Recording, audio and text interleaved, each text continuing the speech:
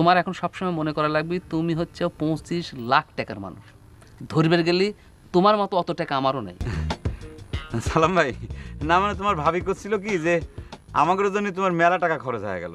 বুঝলাম মজনু ভাই, তোমরা আসলে আমাকে এখনো আপন ভাবতে পারো নাই, এখনো তোমরা পরই ভাবে যাচ্ছ। নাহলে ভাবি কিসের জন্য এইসব কথা তুলে আমাকে লজ্জা দেবি কত? আচ্ছা বাদ দাও, চিন্তা ভাবনা কি করলে মজনু ভাই? কি টাকার বিষয়? ওই আর কি ধরো, ওসব না আমি চিন্তা করে চাই না। তোমার হাতে আমি টিকিট কেন তুলে দেবো, তোমার যা ইচ্ছে মনে করো, যে প্ল্যান খুশি তাই করবে। আমাকে যদি তুমি কিছু দিবে যাও, টাকাটা ভাঙা দিবে, না দিলেও কোনো কিছু নাই। এই দেখো কি যে কম মজনু ভাই। আর মনে করো তোমার টাকা তোমারই ধরা থাকবি। আমি খালি মনে করো যে আমি যেটা কবে চাচ্ছি যে আর কি আমার ব্যবসায় তোমার টাকাগুলো লাগায়, এই টাকাটা একটু বৃদ্ধি করার চেষ্টা করে দিলাম। মনে করো টাকা তো ধরা থাকলে তো চলবি না। টিকিট খান কি সাথে আনিসাও? আর দু একটা দিন যাক সালাম ভাই, মানে মানুষজন তো এই টিকিট নিয়ে মেলা কালচার শুরু করেছে, তাই।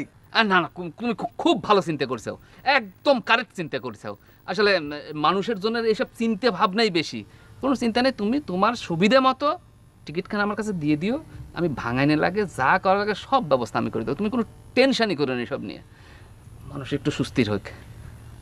তামজ ভাই, আমার ভাইস্তের জুইতে কিনবার কবে যাচ্ছি কও? যাবো না, এত তাড়াহুড়ির কি আছে?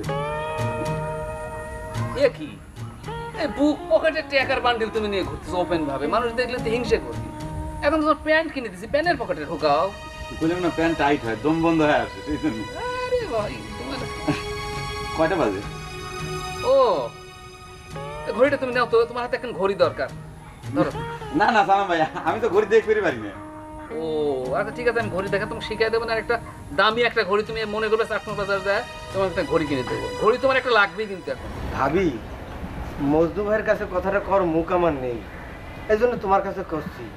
তুমি যদি আমার হয়ে মজদু ভাইকে আমার বিপদের কথাটা একটু কথে, তাহলে পরে আমাকে দুইখান জীবন তোমাদের কাছে চিরকৃতজ্ঞ হয়ে থাকতাম। টাকার কি গুণ দেখেছো নয়ন?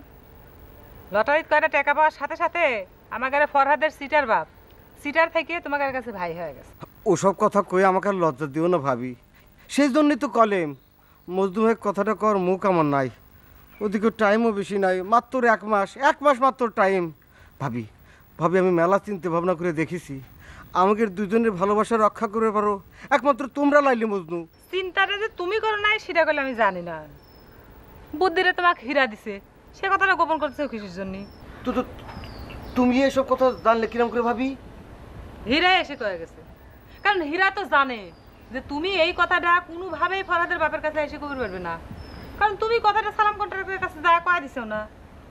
ওরে কি কারণে যে কামটা করেছি ভাবি, ভাবি তোমাকে আর আমি কি কব?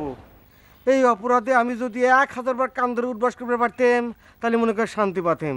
কিন্তু ভাবি ভাবি বিশ্বাস করো, আমি যা কিছু করেছি সব করেছি ওই হিরেক পাওয়ার জন্য, আমার হিরেক পাওয়ার জন্য। তুমি তো জানো না ভাবি, সেই কতদিন ধরে একখান হুন্ডা কিনে দেওয়ার মূলা ঝুলে সালাম কন্ট্রাক্টর আমাকে পিস ঘুরোচ্ছে।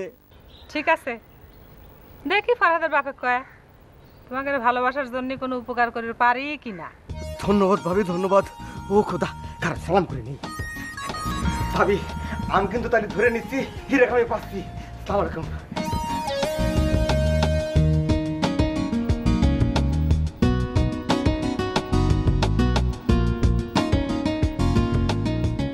হায় রে টাকার গুণ।